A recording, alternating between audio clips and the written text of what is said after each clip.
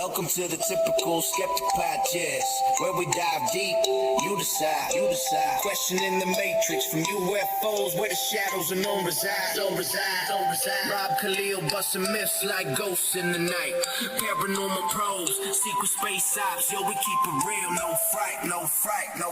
Typical skeptical, seeking, never sleeping on the lies. Aliens, Anunnaki, black ops in disguise. From abductions to ancient scripts, we flip the script wide. TSP style, mile after mile, truth can't hide. Hold up, TSP crew assemble, we dismantle the fable. My lab's targeted souls breaking out of the stable. Darkman howling, Bigfoot prowling, cryptids in the mist. Mandela the fifth twist in reality, can't resist the twist. Soul trap snapping, reincarnation mapping, holographic dreams, near death visions, out of body missions, waking up the teams. No censorship here, we fear no elite scheme. Conspiracy kings ringing bells, hear the freedom ring. The skeptical seeking, never sleeping on the lies. Extraterrestrials, interdimensional highs.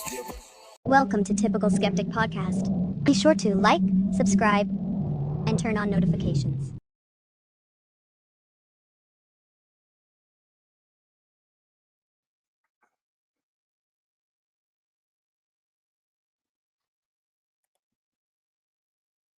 Hey guys, welcome back to another episode of the Typical Skeptic Podcast. I'm really excited to have my guests back tonight. Returning, we have Geri Cabezudo and Lio, the dynamic duo. Lio is a Pleiadian contactee. I would say Geri's a social justice advocate. She's recovered from SRA and she's very big in the natural law community. Leo's big in the extraterrestrial contact Pleiadian. Here, I'll read what I wrote. Tonight, returning guests Geri Cabezudo and Lio Vans joined the Typical Skeptic Podcast for an important investigation into spiritual warfare, discernment, updated energetic maps, and practical methods of spiritual protection. Geri Cabezudo is an experiencer, disclosure advocate, survivor of Satanic Ritual Abuse, and founder of soundpath.org. Her work examines natural law, objective morality, personal sovereignty, societal conditioning, and systems she believes interfere with humanity's spiritual development. Lio Vans describes himself as a Pleiadian contactee whose experiences have led him to investigate non-human intelligence, humanity's hidden origins, and spiritual forces influencing our world. How can we distinguish genuine spiritual experiences from misinformation, manipulation, and fear? Are some of the spiritual teachings designed to weaken discernment? Can maps reveal energetic strongholds, portals, grid systems, locations connected to spiritual activity? And most importantly, what practical measures can people use to protect themselves when becoming consumed by these things? Tonight's discussion will have a myriad of these things. So join us as we're about to go deep with Geri and Lio, and I'm going to add them to the stage now. And I'm really happy to have them. There's Geri and Leo's other stage. And yeah, guys, thank you so much for coming back on. How is everybody? Honored to be back. And Lio is actually not, well, he's a contactee, but also a changeling. So he, Lio, do you want to talk about that a little bit? First of all, thank you very much for having us on the show again. Absolutely. I can talk about me being a changeling, although we did speak about it before many times. Yeah. What's the difference between, real quick though, for people that are finding out about you for the first time, Lio, because like a lot of new people tune into my show. Like, what is a changeling as compared to like a regular starseed or contactee or walk-in, or what's the difference? No, actually, that's the actual definition of a starseed, the changeling. And usually people think that if they are related in any way to extraterrestrials, then they are starseeds. But actually, that's not the case. The thing is, it's not that they are not related at all. They're just not born among the stars. Their soul went through several lifetimes in the stars, but in this specific lifetime, they were Earthborn. When someone in this specific lifetime is not Earthborn, That's a starseed or a changeling. The changeling is more about the action. Like has to be an active action of an extraterrestrial switching the original 5D body of a human body with an alien one. Yeah. Wow. So you're like encompassing an alien body, basically. Yeah. Oh, that's cool. Oh yeah, yeah. Well, Geri, did you want to start off? What were you going to get into tonight? You guys did some investigating in my city and other places, and yeah, tell me what's going on, and yeah, yeah. Yeah, so Leo and I have been friends for a while now, and I thought that your channel would be the best place to not only give your audience as well as mine updates on the spiritual war that's going on, but in order to sort of um, support credibility in terms of Leo's provenance of knowledge. Leo is going to share his role in that spiritual war. Leo, did you? And thank you again, of course, Rob, for having us on. I just wanted to make sure I got that he's a changeling, so which is different. So anyway, Leo, do you want to talk a little bit about your actual role beyond just an ambassador? Yeah, and this has to do with the fact that I cannot show my camera because I take an active war, an active role in the war. I'm commander of several Pleiadian forces, alien forces that are in touch with, you can say, parallel spiritual armies that are human. They are connected to the ones that you know and some of the ones that you don't know. They are connected to TLS, White Hats, WA, also to ARCA, which is less known, and ASN, which is less known. These are the 5 allied spiritual warfare armies.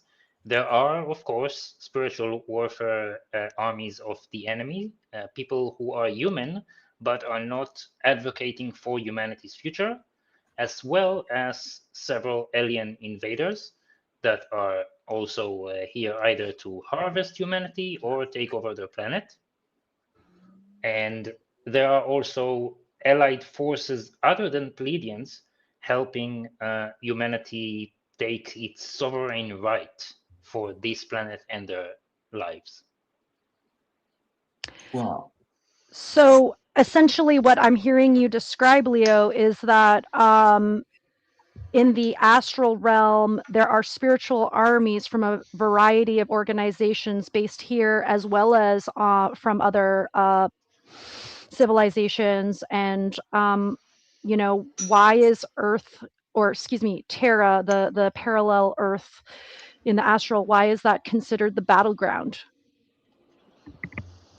So actually, Earth and Terra are parallel to one another. They what happens on Earth usually happens on Terra, and likewise, it's just like a slightly different realm. One is 90% in 5D and 10% in 3D, and the other one, like Earth, is 90% 3D, 10% 5D. So just to understand how it works all together. Now, Terra is also called the bridge because there are 2 ways to travel in space. One is actually 3. One is using the light streams, which are like parts of the galaxy that are moving faster than the speed of light. The other one is faster than light engines. And the third one is using shortcuts. And those shortcuts can either be portals, which are less common, and the more common way is to go through the bridge or Terra, which exists physically at the same time in 7 different locations around the galaxy. Whoa. So is Terra like a parallel reality, Leo? Yeah, Earth is a constructed reality by Anunnaki, Arcadians, gods. It's hard to say exactly, and it was constructed in order to help humanity evolve in a planet that is more like a greenhouse. Because if they would have tried to evolve on Terra, it would be very difficult, almost impossible. Okay. Yeah, that makes sense. Yeah. Wow.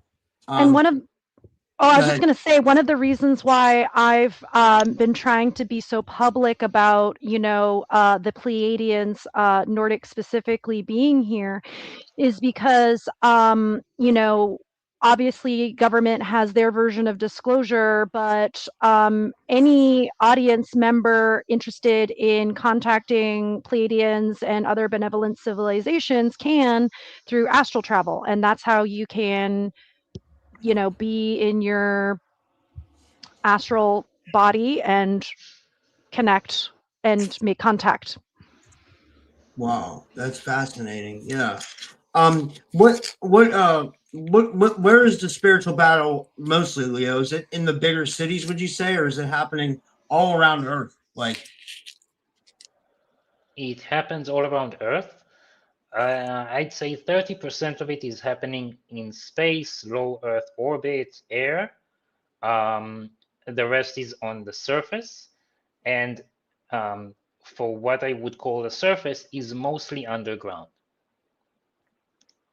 Because wow. the main enemy invader that is currently threatening the future of humanity is our nocturnal entities that cannot be outside in the sun. Wow. So this is literally why I think we need to bridge communities. Like, I'm part of the natural law community, but I'm one of the very few that's open-minded enough to consider extraterrestrial contact as reality, because I'm a contactee before I even met Leo. But beyond that, there's this concept in natural law of just objective morality, like right and wrong, and essentially the humanity has invited through our collective immoral actions these dark entities into our realm, and that's sort of the heart of the spiritual war that's going on, where these astral critters are coming in, they're wanting to take over humanity's consciousness, and so the spiritual war is very real and concrete, in terms of manifesting here. And the more shadow work that we can do collectively and individually, and the more awareness, I think, that we have of this. I'm sure your audience has had interactions, many of them have had interactions with the spiritual war going on, and we just want to empower people today. Yeah. Yeah. I have a couple of things to retort with that. So, like with my show, you probably noticed this, Geri. I have people from all walks of life on. Like, I have conspiracy theorists who don't believe space is real. I have, people who say they've been in the secret space program, Inner Earth, like everything, because I've always felt like that, like everybody has a piece to the pie. Like, or like everybody has like some valid information. But that's another thing we're going to talk about tonight. Some people are putting misinformation, and then some people are putting like purposeful misinformation to deceive people, and we got to like be discerning about that, right? But then also, when you talk about the spiritual warfare, like I've experienced that firsthand with like the targeting and the entities at night and during the day, and like sometimes it gets worse during the full moon. And you told me, Geri, that you thought it was only going to get worse, like like there was some kind of targeting. It's gotten better. I felt like really good over the last 40 days. It's still in my bed, whatever it is, you know what I mean? It's still there, but I have to play constant clearings to try to like, to nullify it, but as far as like me, I don't feel anything on me anymore. And I want to, credit the work that you're doing on yourself to clear, and the practices that you're incorporating. And, straight up, I told Leo and other Pleiadian associates involved with their spiritual army about your situation, because you are a key figure in the actual disclosure movement. A lot of, like you said, there's lots of other podcasters channels that aren't encouraging actual disclosure. part of the mouthpiece of, government agencies, secret space programs, whether they're aware of it or not, doesn't matter. So, I think the more protection that we can give figures like you with, platforms that like you have, this is very important for light workers to unite. Yeah, and I just want to thank you guys for trying to help. That really means a lot to me, Yeah, thank you, Lio, and thanks, Geri. I appreciate it. Yeah. So, where did you guys want to go next? Like, where? Well, Lio, do you want to pull up some maps? Maybe we could start with Pittsburgh and just kind of show the progression and just sort of explain the maps. And while you're doing that, I want to make clear to you, your audience as well as mine, these benevolent civilizations like the Pleiadians, they're not here to save us. They want to see us empower ourselves and protect ourselves. And so this is part of that process of just owning ourselves, Yeah, not relying on big daddy government or some benevolent civilization to save us. Like, we need to be responsible for our own immoral actions of inviting these entities and then kicking them out yeah, or annihilating them, both. yeah. Lio, did you have anything to add? Oh, you put up the map. I'm gonna add it right I now. am trying. I'm trying. No, I can. Okay, I can share screen. It pops up at the bottom of the screen, and I have to add it. You got it. Okay, so yeah, this is what's going on right now in Pittsburgh. It is updated from today. Of course, the red areas are enemy territory. These are both underground and overground, and they are both on Terra and on Earth. It's not divided here. I can send a better map that shows what's going on underground and overground, but it's only giving you like places where are dumps, deep underground military bases, and tunnel entrances. I can share that as well. So this is the one. Okay, you know what? I'll just present. I just do a share screen.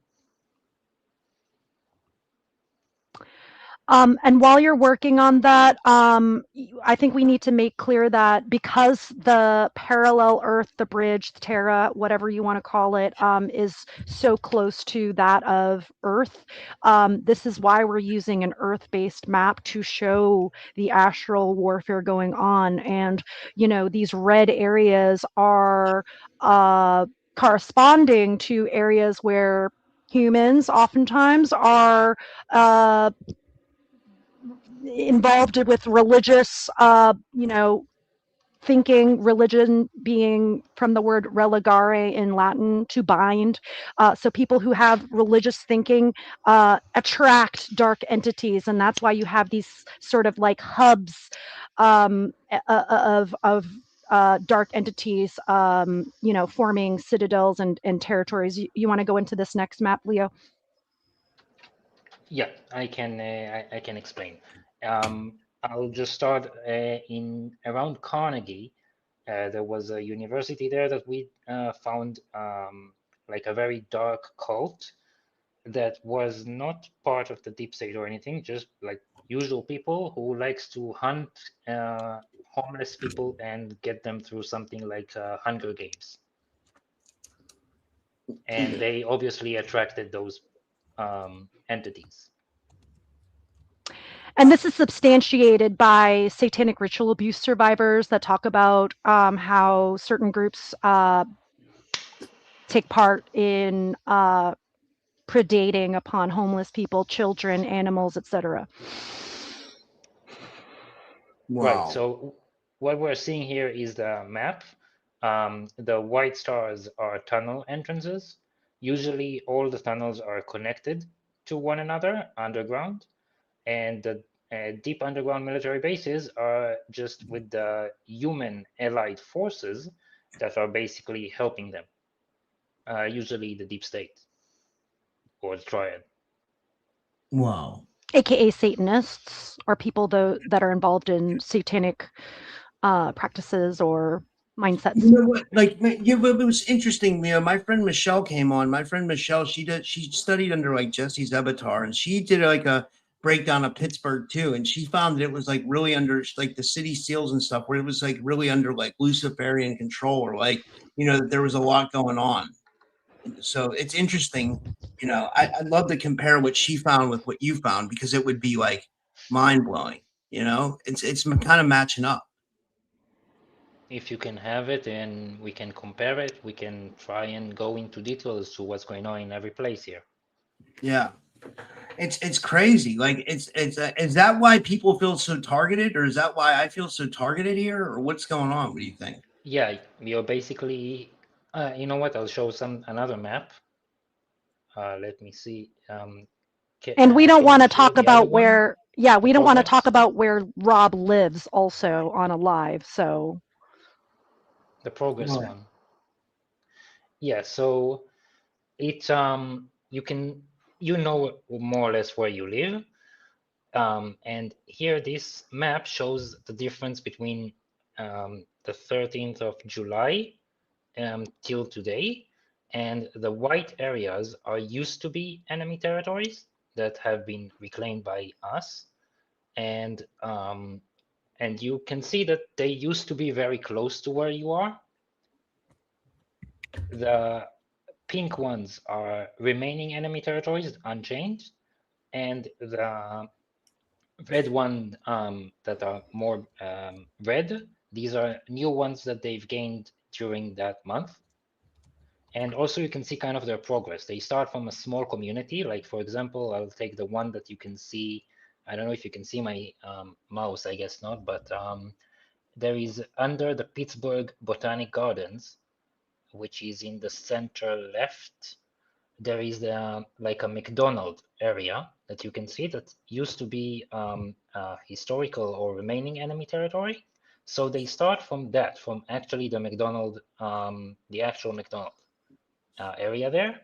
And from there, they just expand. So that's how they do it.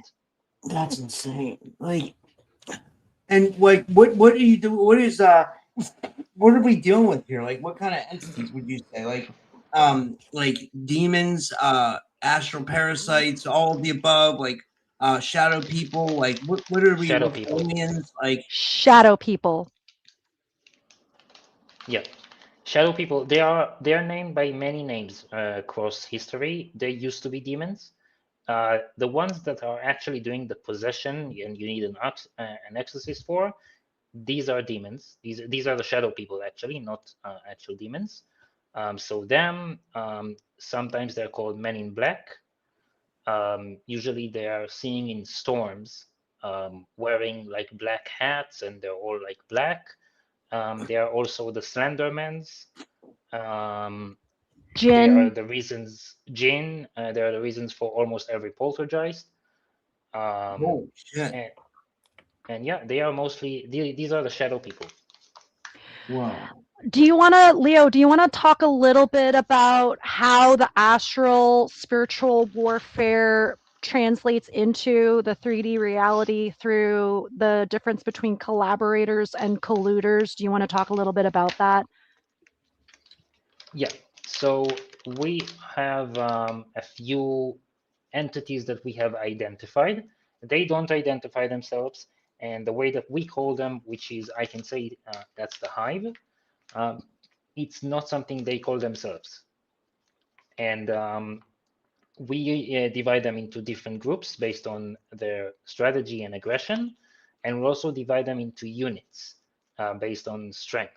So we have a sentry, which is relatively low and a new entity. The next one is warrior. The next one after that is a hunter. And the next one after that are alphas and kings. The alphas and kings, there is no point speaking about them. They are very strong. They will usually avoid attacking humans. They are mostly our problem.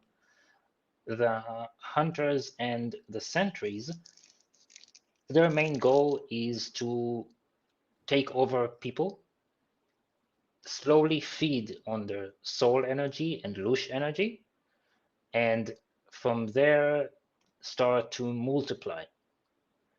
The ones that are taking over people, once the person is no longer themselves, that's what we would call a collaborator. Now, a collaborator may be someone that kind of let that entity in, or just was in sheer distress and misery in their life, and that's where they go in anyway. The other one, the colluders, they are the worst part because they are collaborating with them willingly. Wow. And so when we see these territories where the enemy um, congregate, what we're essentially seeing in the 3D is where those that have satanic mindsets, whether it's through possession or willful voluntary collusion, as you say, this is sort of the areas that those humans working with these shadow people or hive or entities, dark entities, would be in the 3D. Is that correct? Yes, but they can sometimes be outside of these territories. Um, it's only when they form some kind of like a group or what we would call a nest. This is when they become like part of a new enemy territory, but it could be anywhere. It's hard to exactly go over where they are in any given moment. Just like, for example, with Rob, he has a guest in his house, probably a shadow entity, and he's right now not considered under enemy territory, but it's still there. Yeah, you're It's right. just, Like it's in the bed. Honestly, that's like it seems like it's going away, but it's still like in the bed. Like it's weird. It's I don't know how to get rid of it. Honestly, Can I've we tried. talk about Yeah. Can we talk about spirit? This is kind of sort of out of order, but Leo, do you want to talk about spiritual protection measures? We've talked a little bit about this or touched upon this before, but like I want to empower people that are under spiritual attack, like Rob.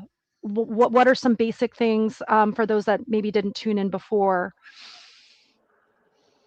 so first, you can always contact us. There is a different strategy with each group. Some things work on all groups, some things work only on specific groups and will not work with others. I can recognize each of the groups based on their patterns of attack. And of course, to the area where they're in, there won't be two groups in the same area. And so I can help someone individually when I know what they're dealing with. But the things that usually help with all of the groups is things, first of all, they read minds in the radius of about 12 feet. Now, this is the only way to communicate with them. And so if you are thinking thoughts which are not beneficial to them, you can imagine them in any way that you want, as long as you refer to them, basically. They don't have a very distinct shape, so they can understand you're referring them. And then imagine yourself brutally mutilating them, killing them. This scares them sometimes away for good. That's one way to do it. They already know that humans are a very aggressive kind of species, so it's not like they would think that you're bluffing.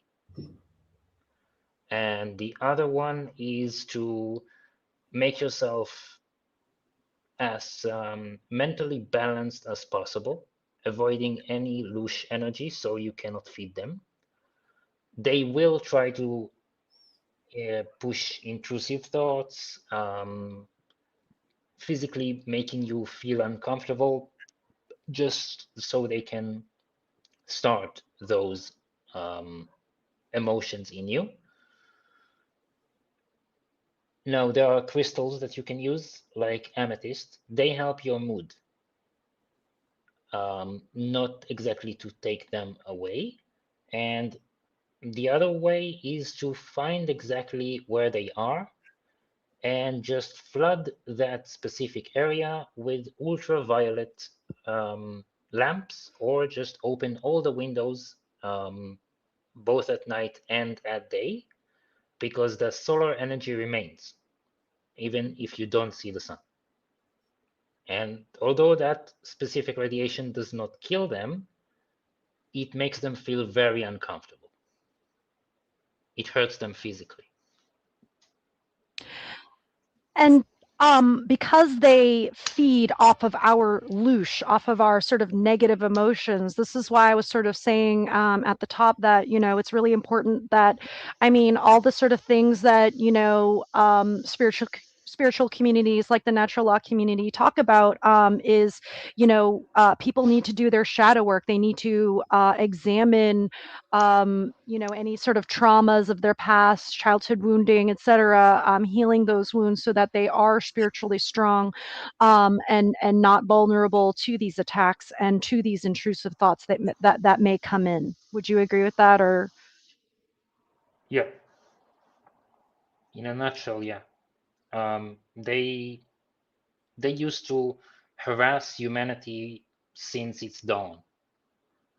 They have never actually physically invaded until 2019, but they were always around us.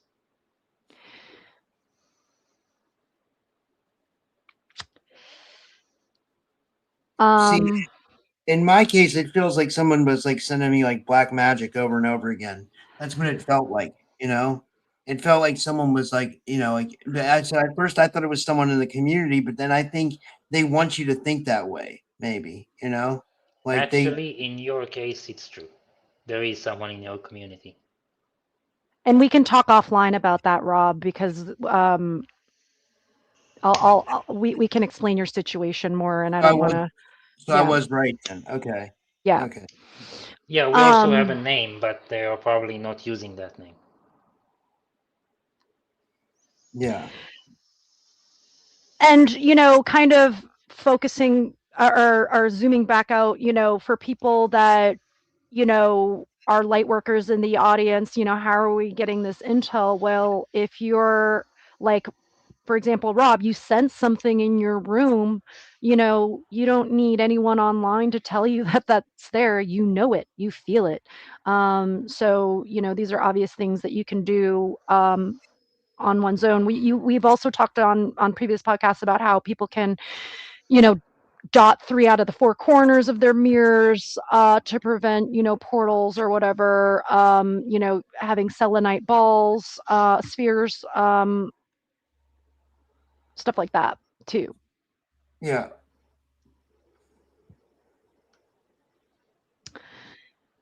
Leo, did you want to show an updated map of what the spiritual war looks like in the US, since there's a lot of folks in the audience that are from the US, and it might be helpful for people to see the general sort of like,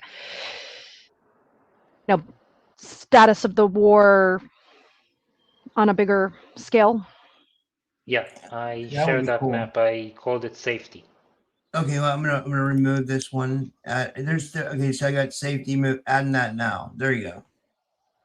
Yeah, so this is the general idea of how things are in North America, Mexico, the US, and Canada. Now, a red area is usually a place where you have both 3D colluders or deep state that are oppressing the people, as well as a massive hold of those shadow people in that specific area. Now, it doesn't mean that every city in a red area is compromised, but it does mean that there will be some safe havens here and there, but the travel between each of those green points would be very difficult, and you'll have to keep a low profile. Now, if you're not keeping a low profile, doesn't mean necessarily that something will happen to you, but it is very risky. And they will use different stuff like chemtrails, poisoning the waters, um, brutality, police brutality, just to kind of eliminate um, light workers and depress everyone else. Yeah. the orange areas are areas where there is mostly massive deep state operation. And while there are shadow people there, they're not as much as in the red areas. Now we divide the colors are based on 5 categories. The first one is spiritual warfare. The second one is control of military industrial complexes. In each of those states, there is at least one. Some states have more, but there is at least one in each of those states. When I'm saying military industrial complex, I'm saying also tunnels and deep underground military bases. The next category is what happens on the borders of it, like if it's surrounded by enemy forces, deep state, galactic forces, etc. Fourth category is the effect on the public, how much effect they have on the public, like again, poisoning waters, chemtrails, police brutality, different jurisdictions, regulations, everything that is meant to depress the citizens. And the next one is leadership. This has to do with actual governments, and municipalities, if they're collaborating with the enemy or collaborating with allies or just kind of like puppets. There is like a sixth category, but it's more like regarding importance. So, for example, a place that has many tunnels that hasn't been dealt with will be getting less points. Places that are considered citadels or flag states, places that have communities that are religious and are aggressive, you can call it, because there are the religious communities that are not so aggressive and the religious communities that are most likely to collude with the enemy. What I really appreciate, Leo, about your information, and again, Rob, thank you so much because for having us on, because like I've only been podcasting for about a couple years, and I'm still kind of I don't have the reach that you have, so I'm so grateful that you've had us on so often. Leo's information lines up with Satanic Ritual Abuse survivor stories, lines up with other secret space program survivor stories, testimonies, lines up with other ET contactee information. Sorry for my background noise. And so it's sort of like if one is to sort of have a certain lens, when you see the other sort of dimensions, you can see the bigger shape forming with this information. It's not necessarily new, but it just helps sort of create like a gestalt, a overall view of everything. And I also think what's valuable about this information is we're inviting anyone to make contact with Pleiadians, with other benevolent civilizations, through astral travel, through the use of one's light abilities, if there's an awareness of what that is within themselves. So this is just what actual disclosure looks like. Don't believe us on face value. Do your own research. Experience it for yourself.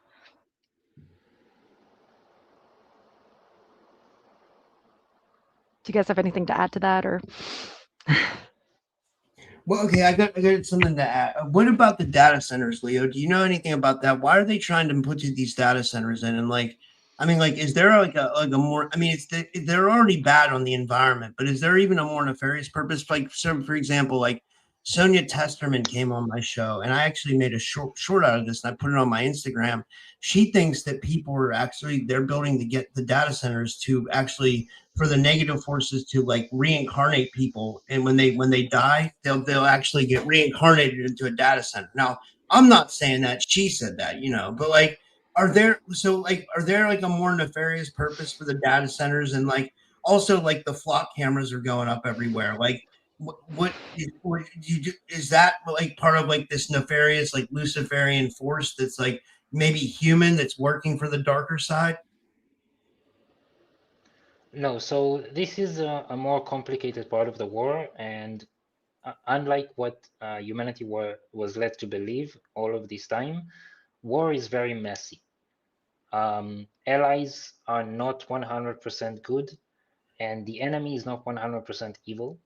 Um, it's based on your perspective, basically.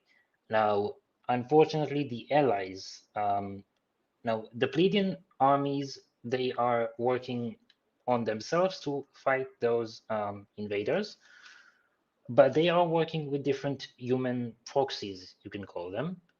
And those human proxies are not always thinking about the good of mankind. Sometimes they think about themselves, like regaining control they lost in 2019 and haven't regained since.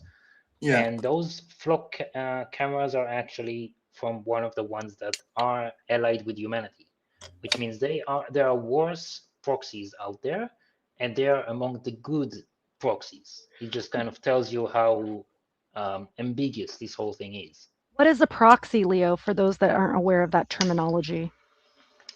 They are secret societies or orders which has the power that will be equivalent to 4 or 5 countries at least.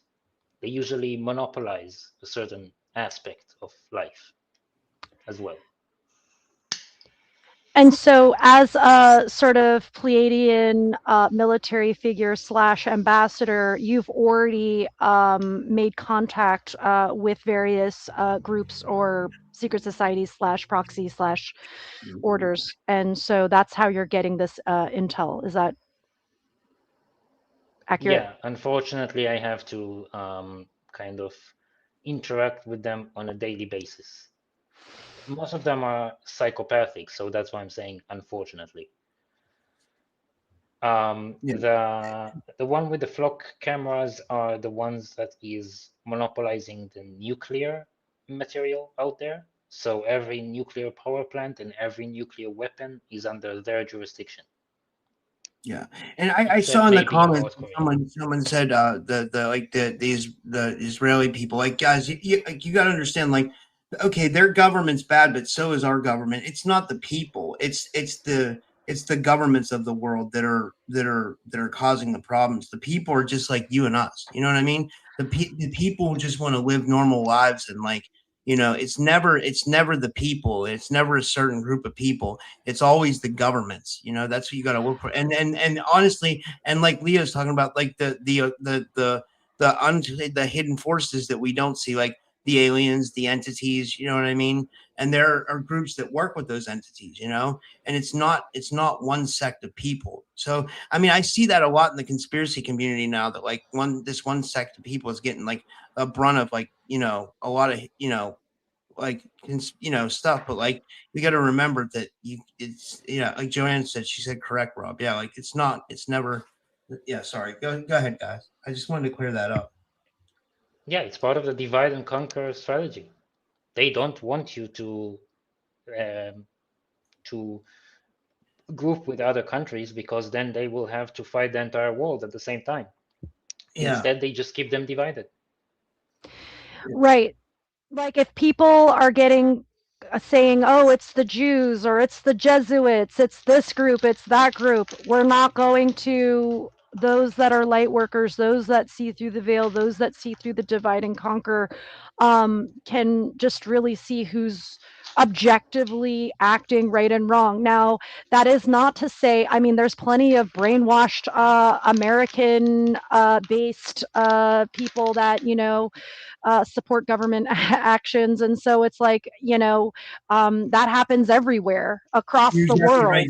Yeah, like, look at places like Russia and Ukraine and North Korea and China and even some places in South America. And, like, it's like it's a we're dealing with a worldwide conglomerate. We could say this: it could be the bankers. You know what I mean? A lot of people think it's a lot of people say it's the Rothschilds. I would say it's the bankers in general, the people that own the money. Like I heard that Lex Wessner is behind the data center thing. I'm not sure too much about him, but, like, it's always the people that have the money that are their, because they want more control and power.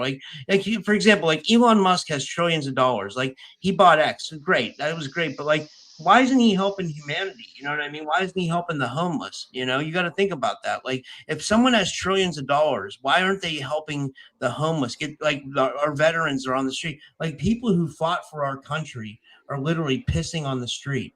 You know what I mean? While then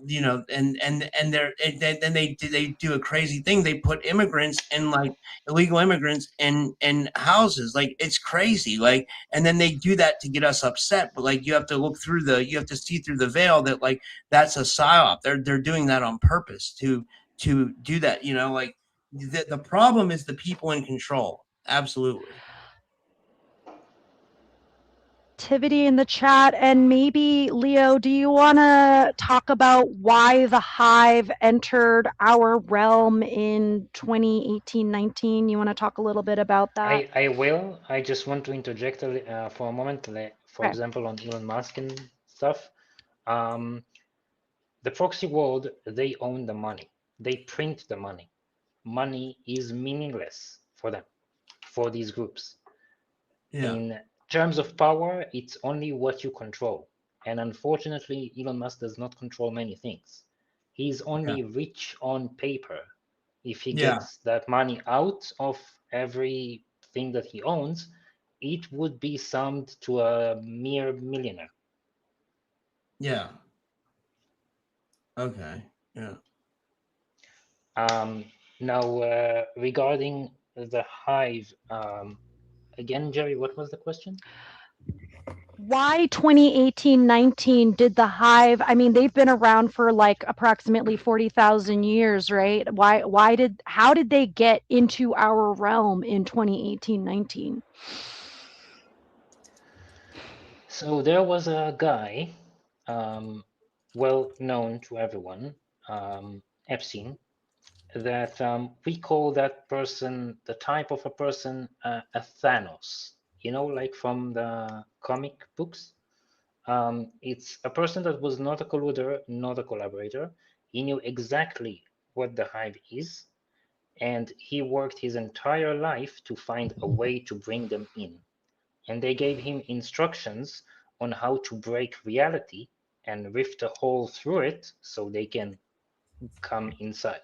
The way they chose is by using specific type of black magic that we call need. And this is something you can look online. What is need by the Norse mythology? And it is about torturing animals or children in masses until it breaks the fabric of reality. Oh God, that's horrible. That's And insane. and so Epstein, in order to break reality between the 3 and 5 dimensional realms, did it through, I think the figure was like 1,500 children simultaneously. No, it was That's more. that's How much was it? I think it was 7,000. So, but so this is the intersection between as a satanic ritual abuse survivor, which I will one day eventually speak more on, but not on the show. But there's a lot of again overlap between SRA survivor stories and ET research, because for those that have interacted in those circles, we've seen extra dimensional entities. We've interacted with them through these rituals. Like it's not it's inconvenient for me to say I'm a contactee, because obviously there's going to be ridicule with that initially, and you can't be like, oh, well, I'm going to take this part of information because it makes sense, but this other part doesn't make sense. Well, guess what? If the same witness is speaking to both, that there are secret societies that engage in these sorts of child sacrifice rituals, and that there's entities involved in it, can't cherry pick your evidence from that one witness, and there are several across eras, locations. So one of the I will say something like it's thank you, Geri, for your testimony. You can also maybe speak a bit later about your experience being under the influence of those entities, if you wish. Sure. I'm telling you, everyone can get compromised by those entities. I was compromised more times than I can count, and they're assholes basically. And usually, sometimes there would be sometimes permanent damage regarding memory loss and different mechanics that they install in you. It depends on how long they linger in your head. Now, regarding Rob, they are not in his head yet, so that's lucky for him. I wanted to add on something different a little bit regarding who you can trust. So there are, like I said, allies that are helping us in this spiritual warfare. And some of them are allies that are, we can call them incompetent. And I would like to note on the white hats. They started well in this warfare, and they slowly descended into chaos and control. They are not responsible for the atrocities, but they are responsible for not stopping them when they could, or the way that they would handle tunnels, which they would seal them without the rescue operation. They used to say at the beginning that it's all a movie. It was never a movie. The whole movie narrative is for people not to panic, but they kind of kept with it. And as a result, people don't need to go out to the streets and fight the oppressors because it's a movie. What can you do about it? So let me tell you guys, it's not a movie. It is an ongoing battle. In many cases, wars, like for example, what's going on in Iran right now, that's entirely trade war. This is completely meaningless. Only in the first 2 weeks of the Iranian war, there was a spiritual aspect of it. After that, there was nothing. So you don't believe it's over the Stargates then, like some people are saying? It was. The Stargates were eliminated after 2 weeks, and that's it. Should have ended there. Wow. Oh shit! My screen just went out. Let me plug in my laptop. Something's going on here. While you're doing that, Rob, and if you want to, switch to your phone so you can leave your studio, since obviously you're going to get attacked during this live. I'm fine. I feel great. I'm not getting attacked at all. I mean, but I am going to go outside. That's a good idea. I'm going to have a smoke, but I mean, and I want to smoke a joint. So like that's a really good idea. Thanks for because it's late. It's time to smoke. It's time to chill out and smoke. Yeah. But yeah, let's do that, and we can go a little bit longer. We can hang out a little bit. And when I say joint, guys, I mean tobacco. You know what I mean? I don't do any wacky tobacco. So yeah, let me here. Crack yet? And for those that are familiar with, SRA survivors like Kathy O'Brien, she has specifically said that she was not allowed to partake with marijuana while she was in MK Ultra. So, there's a reason why there's this, sort of push to have people take marijuana because it helps with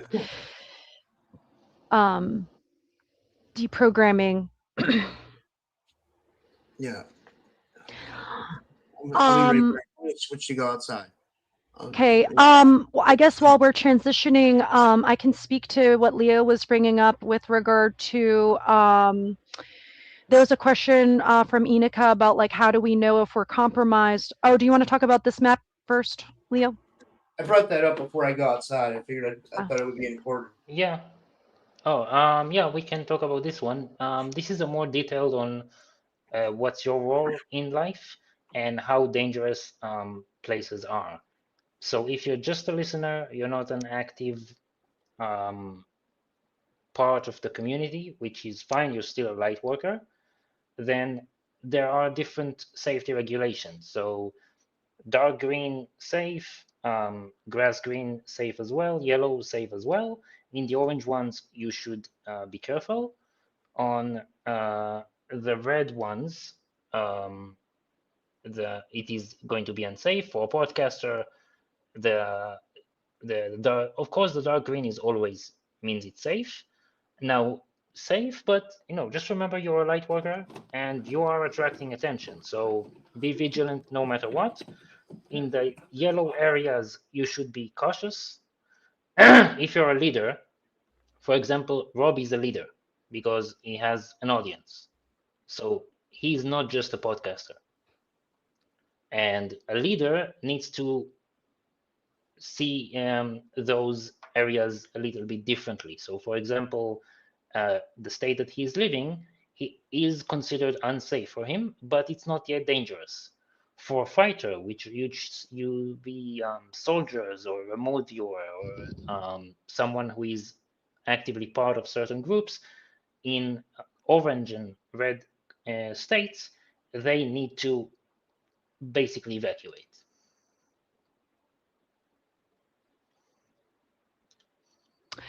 Um, so with regard to compromising, like you said, like anyone can kind of have that experience. And how does one know? Well, I would add that like if you're having a lot of intrusive thoughts that you suddenly become aware these aren't my thoughts. Like, and then you start, go ahead, Rob. It looks like you're muted. I was going to say that's definitely an entity. That's definitely what they do. They try to get in your mind. Like you have to have a really strong mind when you mess with these things. Like, and it's not that I want to mess with them. I'm just like telling you, like, I've had to deal with this on and off for like 2 years. You know what I mean? So like the amount of like mental insanity that I've went through is actually like, I don't think some people could take it. And I'm not saying I'm special. Manipulate your mind in every single way, and you have to really question yourself because it'll make you think things. It'll make you think things about your best friend. It'll make you think things about they cause like extreme paranoia from my experience. Yeah, and that was also mine. And All the difference. oh, sorry, go ahead. Yeah, because I get clearings. I have a lot of friends who are healers, and they do clearings on me, and I can clear myself. And when I get clearings, you can feel the difference. You feel the lightness come off. I mean, you feel the heaviness come off, and you feel a lot lighter, and you feel more clear headed. And then you realize that those thoughts are like definitely not yours. You know, Yeah, and there was a question in the audience, how do we flip the spiritual war so the dark is defeated? Well, the spiritual war is within each of us through healing our childhood wounding, through our traumatic programming, through being aware of it, through being aware of the weaknesses in our armor. We become less vulnerable to attack, to these intrusive thoughts, to possession. And so just being aware of that, being aware of our infinite potential as spiritual beings, and having a physical experience, and then like we don't want to. Of course, we appreciate all that the Pleiadians, the Nordic people have done to support humanity, but at the same time, like we should really, as light workers, be doing this work ourselves, and so this is a part of that. But there is another part of it that you should join forces with other light workers, start identifying those creatures, start telling people that they're being directed by a nefarious entity. Help as much as you can. I used to be active in forums before this whole thing became public knowledge. And a light worker that is an empath or a remote viewer or a healer can do exorcism. It's just about going into someone's house and removing those entities. The more you make them feel uncomfortable in places that they have started invading, that's how we kick them out eventually. Eventually, they will tire out and move to the next place. It's inner work, but it's also helping the community.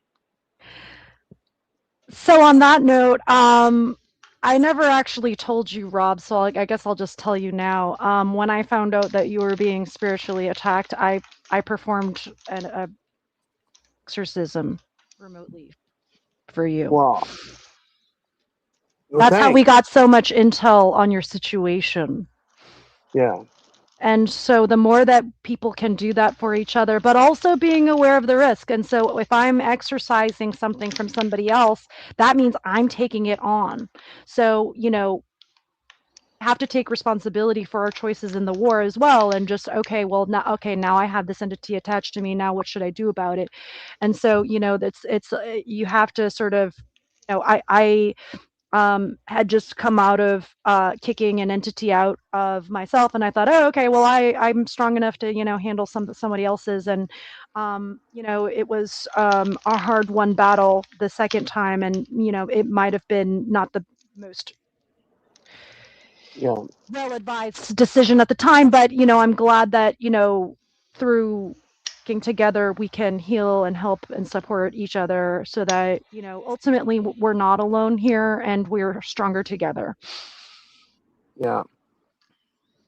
Someone asked in the chat, what are the purple lights around roads that when you travel, they are there in order to prevent the hive or the shadow entities to take over travelers or use the electric grid to travel, because they travel through the electric grid. That's what my friend Renetta said, who died. My friend Renetta Jones, who used to come on my show. She told me that too. She told me to just never sleep with your electronics on. She said they travel through like the electricity. That's insane that you said that. Like, yeah, that's what she told me as well. That's So like, is it good to just like sleep in a room with no phone, no computer, no TV, no Wi-Fi? No, it's not helping anymore. You should just put ultraviolet light there. Mm. Unfortunately, the 5G changed the picture, and they can now travel through the 5G towers. They were initially constructed to prevent them. They thought that high electromagnetic radiation will hurt them, only they are totally immune. Actually, they're using it. Yeah. So, and this lines up with my personal experience. I was trying to do some ancestral healing, and I was in this shamanic ceremony session, and there was a lot of like poltergeist activity during it, where like I was by myself in an office, like the door was shaking, like and I thought someone was at the door. There wasn't. And then all of a sudden, when the ceremony ended and we had all these like visions in the astral, like there was this giant explosion sound on the electrical wires right outside my house when we ended. That's insane. Holy shit. So that's when they travel in groups. That happens. So they're definitely going. If you're a light worker, you're gonna attract darkness. Yeah. It's part of the role. Don't be afraid. That's it. Just if you're not afraid of them, the way their logic works is that if something is not afraid of me, maybe I should fear it, and that's good.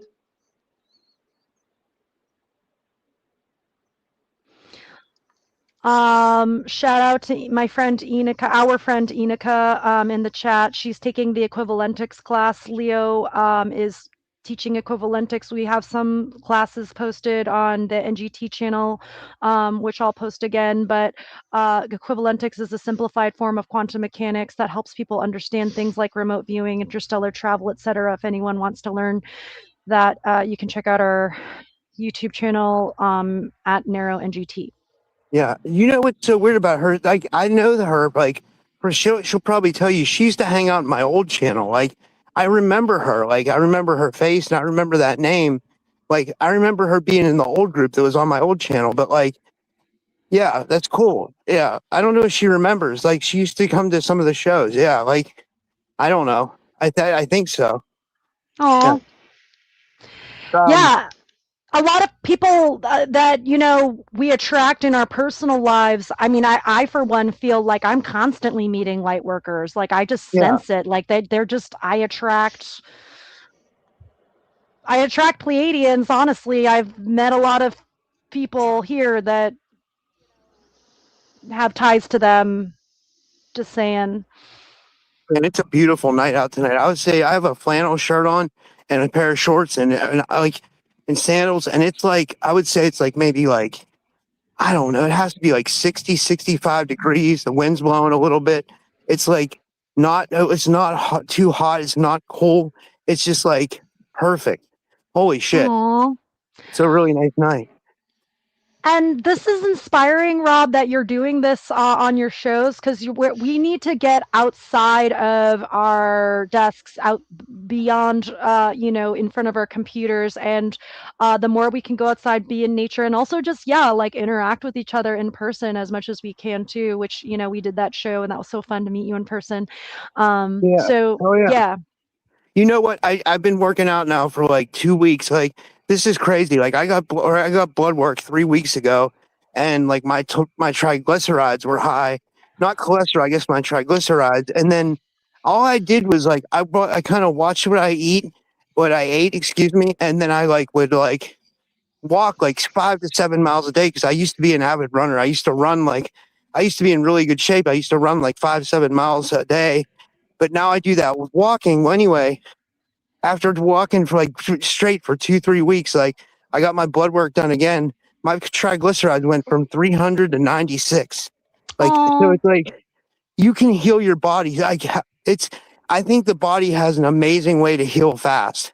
If you're doing drugs or you're doing something bad, you can like stop and you can heal your body like quickly. I don't know. I mean, I think that's great, Rob.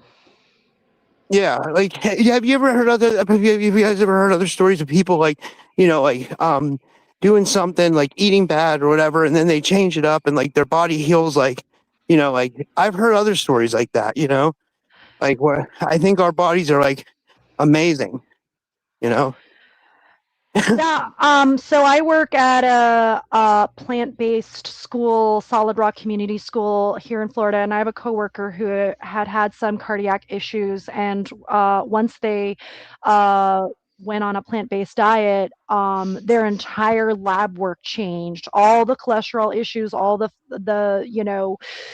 just various sort of lab work levels changed dramatically. They were, and I'm not identifying them, so I think I can share this.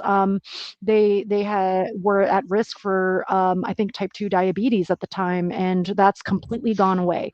Well, Stepping back and big picture, I understand, some people might have cultural or biological reasons for their diet, but what I will say is this: the more people eat a plant-based diet, I'm not going to be religious about it, the less harm we inflict on other sentient beings, such as animals in captivity, the more good karma we can benefit from, including physical health.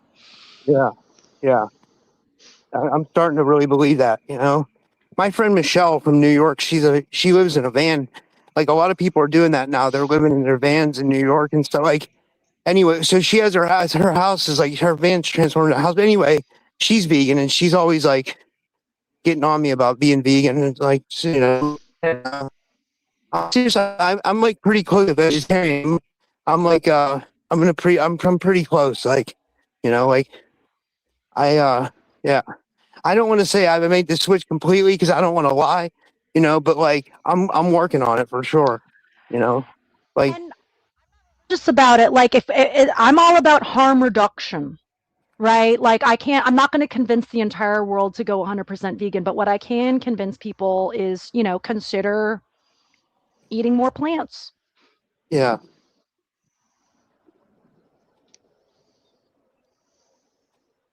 So,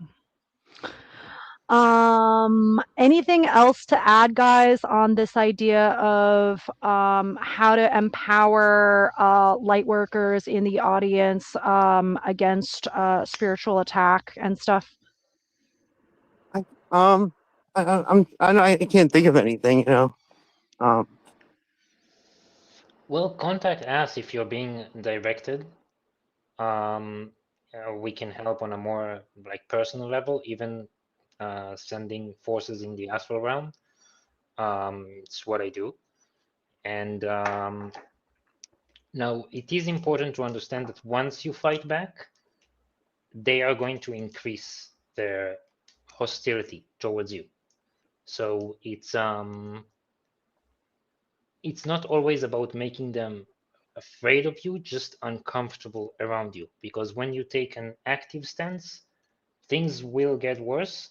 Now, it doesn't mean that you have to be afraid. Kind of just balance your life with it.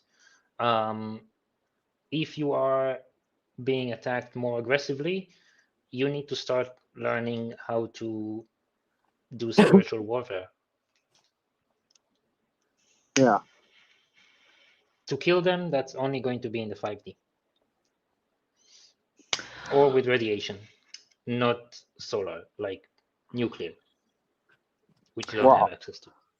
So these things aren't easy to kill. They're like, you can't like zap them if you have like astral powers. Like you can't like use your astral powers to overwhelm them. You can only keep them away for a short time. Okay, yeah, that's probably about the experience I've had. Yeah, because I was wondering about that. Why I can never kill them, but I can like kind of keep them at bay, or like I can. I've learned one thing like about this whole experience is that like I've learned how to move energy, and I can send energy too. If someone wants energy, I can send energy, and if energy's put on me, I can move energy because in my case, that's what it was. It was like an uncomfortable energy that would just kind of land on me, like, and then at times, like it felt like an astral insect. Like it was weird. Like it like transformed into many things, but like yeah, like most of all, it was like an energy that would just attach me. Like I never saw a demon, I never saw a shadow, I never saw a ghost, I never saw anything. All I heard, I just felt energy, and it feels uncomfortable, and you have to learn how to move it, or and it won't go. And you can say Jesus, it doesn't help. I'm not dissing Jesus or anything. I'm just telling you with the facts. Like, like I mean, I think it helps a little bit, but like again, it's like I don't know. These things are nasty. Well, at least the ones I've been dealing with. I'm walking. That's why yeah. But I mean, yeah, these things are nasty, for real. Jesus was probably fighting them too.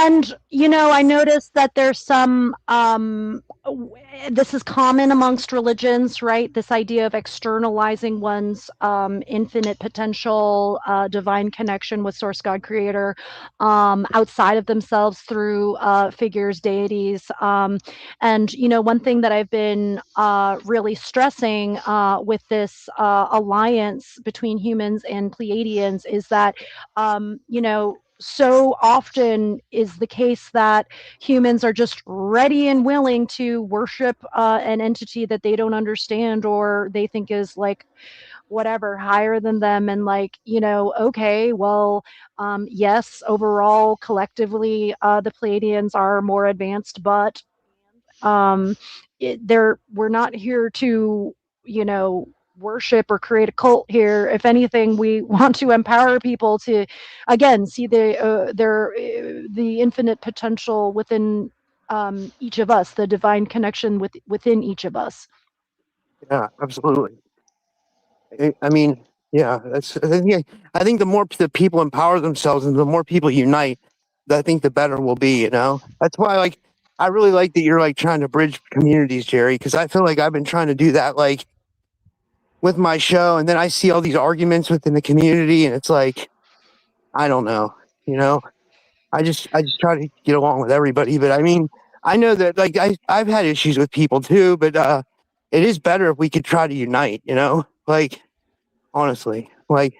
But I know people will tell you that's hard because like some people just don't want to, they have issues with other people and they don't want to squash that. I don't know what it is, you know.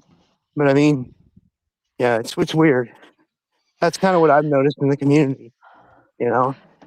Well, and then, looking at it from sort of childhood wounding space, why are people arguing? Well, there might be some sort of pattern within their past that's been ingrained through generations that they're acting out, and just being aware of those patterns and correcting them. This is why shadow work, changing the behavior that's been ingrained, is so important. And, one thing that going to your point, Rob, about cross community building, the way I sort of apply natural law to the spiritual war with these off world entities is the more objectively moral we behave, the more freedom we can experience as spiritual beings against these entities. Yeah, absolutely, absolutely. Well, this was a great show. I thought this was awesome. Yeah, let me here. I'll remove the map so you guys can. Hold on. Let me. Uh, So Rob is doing that. Lio, did you have anything to add on any of these points that we're making, or? Yeah, just one regarding following blindly on faith. It is a bit dangerous, especially if you're following a certain deity. That's how they take over churches and priests. They don't mind lying to you, yeah, and they show up as Jesus or an angel and tell you to follow their creed. So just understand that any of these deities will not tell you what to do. And if they do, they are not deities. They're not gods. They are those shadow people. wow. And this is why I broaden the word religion again in Latin, religare, that which binds. And so religion, whether it's in a Judeo-Christian or whatever kind of religion, is the externalization of one's sovereign sort of internal power, externalizing that. Like, we have to sort of bring it back in and realize we are infinite potential, powerful spiritual beings having a physical experience. Like, that's what it really boils down to. We're already connected with divine source, God creator. We're within and without. And so, seeing that connection is so important. And it's part of how we protect ourselves in this spiritual war, by not externalizing that power Yeah. in man-made authority. And regarding the different controversial information or cross information that people argue on the accuracy of different things, there is a belief system that we doctrinate, Pleiadians, I mean. It's believe everything until proven otherwise. Some things will not make sense because they contradict others. Now, it can be for many different things because truth has many faces and it all depends on perspective. Yeah. And other stuff like, let's say someone is contacting specific group of aliens, and that specific group of aliens is not very honest, telling you part of the truth, sometimes even lying. I'm in contact with all of these civilizations that are helping humanity and are giving contradicting information. Sometimes they choose to lie, and as much as I don't like it, I also understand why they do it. They do it because when they tried to go with 100% the truth, nobody would listen. And when they went with 30% the truth and the rest just stories, everybody started listening. So, it's sometimes they just don't have a choice. And I understand that there was a decision at some point. Well, we should not, humanity should not know this information because if we share this information, if we say the word war at all, we're going to open humanity up to more attacks. Well, guess what? This audience most likely has already interacted with these beings. They already know what's up. There have already been contactees.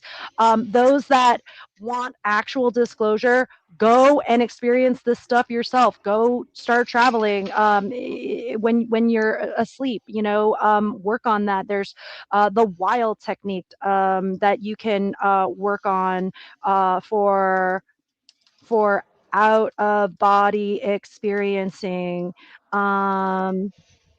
So if people want to look what that is, this we're not telling you what to believe. Go experience it yourself. That's what real disclosure looks like. Yeah, I agree. Well, I guess we'll finish there. Yeah. Did you guys have any final words or? Just gratitude to have you as a friend, Rob and Leo. I'm just so grateful that you both are in my life as just part of my spiritual family. And I just want to thank you, your audience, for listening and considering this information. I find it sort of creates a sort of like, again, gestalt sort of view of like what we're dealing with. It pieces together seemingly disparate elements. And so, thank you. Absolutely. I thank you guys. This was awesome. Yeah. Leo, do you have any final words before we go? Yeah, just thank you for having us on the show or being open to what we say. Thank you, Geri, for arranging it. I know it was probably not very easy to kind of fit with all of our schedules. We're all very busy people, and Geri made it happen anyway. And it's amazing to work with both of you, an amazing audience, very smart questions in the crowds. And the one last thing is that if anyone needs more detailed help or aid understanding specific things on spiritual warfare, they can always contact us. I am using the same name in Telegram, and while I'm not very active on my YouTube account, on Telegram I usually answer very fast. Yeah. All right. Well, thank you guys. And Geri, final words? Yeah, so let's talk about our Telegram handles. Leo, you're at NZ1 _ NZ6. So I'll put that in there. You can Leo. just look for Lio Vans. Just look for Lio Vans. Okay. And I am at, I don't even know what I am. I think I'm NVC or something. 114. NVC 114. Yeah. So I'm at and yeah, thank you again, Rob, for having us. No problem. Thank Yeah, you, this Rob. was a great show. And all right, and I'll see everybody tomorrow. And thanks, Leo. Thanks, Geri. Good night, everyone.